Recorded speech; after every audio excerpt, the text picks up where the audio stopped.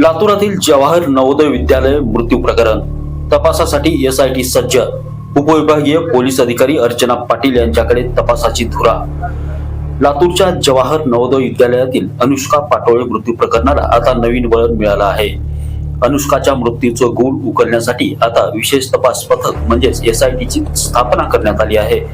जानेवारी 2026 रोजी पहाटे लातूर येथील जवाहर नवोदय विद्यालयाच्या वसतिगृहामध्ये 12 वर्षाच्या विद्यार्थिनीचा जो काही दुर्दैवी मृत्यू झाला होता, त्या घटनेच्या अनुषंगानं MIDC पोलीस स्टेशन या ठिकाणी अबॅटमेंट टू सुसाईड सोबतच ॲट्रॉसिटी ॲक्ट प्रमाणे गुन्हा दाखल करण्यात आला होता। सदरची घटना कळाल्यापासूनच लातूर जिल्हा पोलिसांनी त्या घटनेच्या संदर्भातले सगळे पुरावे त्या ठिकाणी प्राप्त करून सर्व पुरावे, त्याचबरोबर जे साक्षीदार आहेत त्यांचे स्टेटमेंट्स, त्याचबरोबर या गुन्ह्याच्या तपासाच्या अनुषंगानं सर्व जी काही कायदेशीर कार्यवाही आणि प्रक्रिया आहे ती तातडीनं आणि अत्यंत संवेदनशीलपणे त्या ठिकाणी सुरू करण्यात आली होती।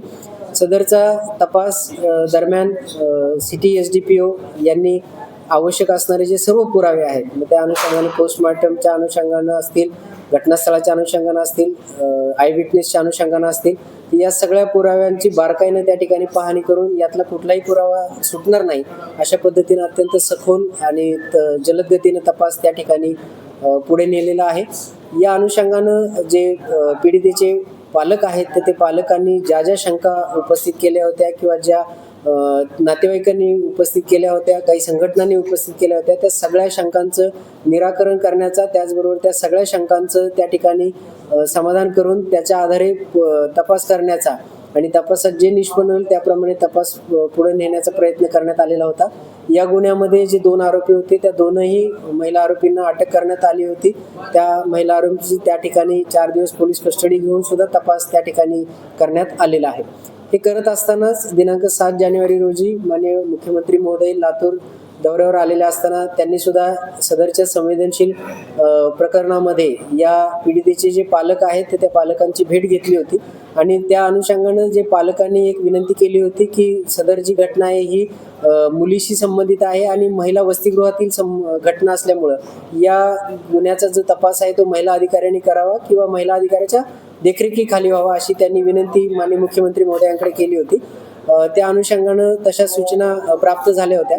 लातूर जिल्हा पोलीस दलामध्ये DYSP महिला दर्जाचे अधिकारी नसल्यामुळं या गुन्ह्याच्या तपासाच्या अनुषंगानं पोलीस महासंचालक कार्यालयाकडनं नांदेड येथील ॲडिशनल SP श्रीमती अर्चना पाटील यांच्या अध्यक्षतेखाली एक SIT ची स्थापना करण्यात आलेली आहे आणि त्या अनुषंगानं या गुन्ह्याचा जो पुढील तपास आहे तो पुढील तपास या SIT च्या ज्या अध्यक्ष आहेत अर्चना पाटील ॲडिशनल SP भोकर यांच्या अध्यक्षतेखाली हा तपास पुढे केला जाईल।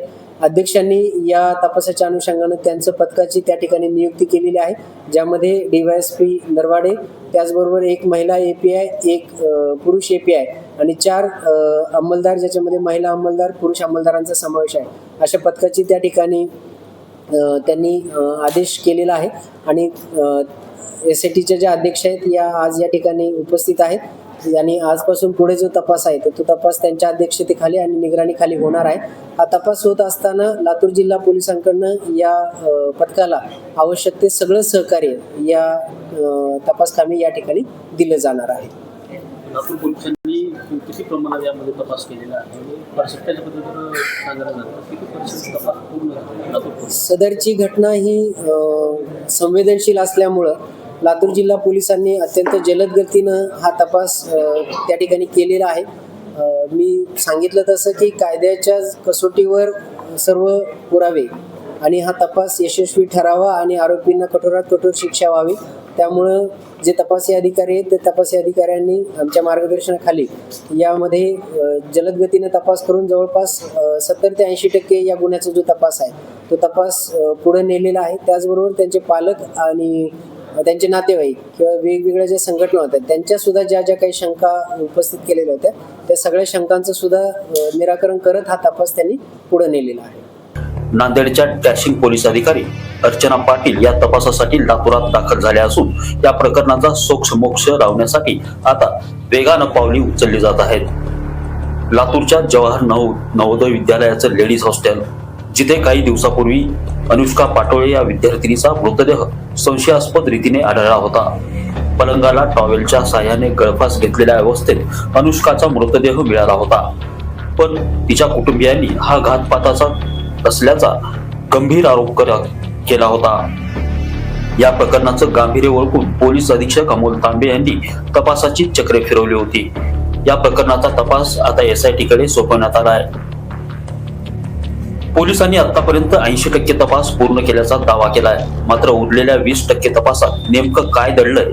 अनुष्काचा मृत्यू खरोखर आत्महत्या होती की घातपात? 2 महिलांना झालेली अटक यामागे नेमकं काय कारण आहे? या सर्व प्रश्नांची उत्तरं आता पोलीस अधिकारी अर्चना पाटील यांच्या नेतृत्वाखालील SIT शोधणार आहे. SIT पथकामध्ये DYSP नरवाडे यांच्याकडे तपास ट्रान्सफर करण्यात आलेला आहे. मी SIT प्रमुख असणार आहे. माझ्यासोबत API द्रोणाचार्य आणि महिला API केंद्रीय असणार आहे. त्यासोबतच आमच्याकडे 6 अंमलदार असणार आहे. त्यामध्ये 2 महिला आणि 4 पुरुष असे 6 अंमलदार आणि 2 अधिकारी अशी SITची स्थापना करण्यात आली आहे.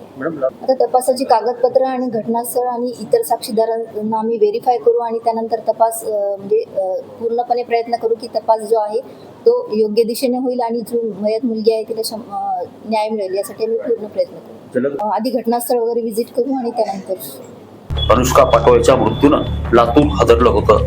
आता SITच्या प्रवेशामुळं या प्रकरणातील गूढ उकलणार का आणि पीडित कुटुंबाला न्याय मिळणार का याकडे संपूर्ण जिल्ह्याचं लक्ष लागलंय.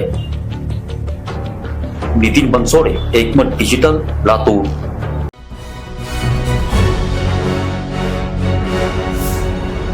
Thanks for watching Ekmat Digital.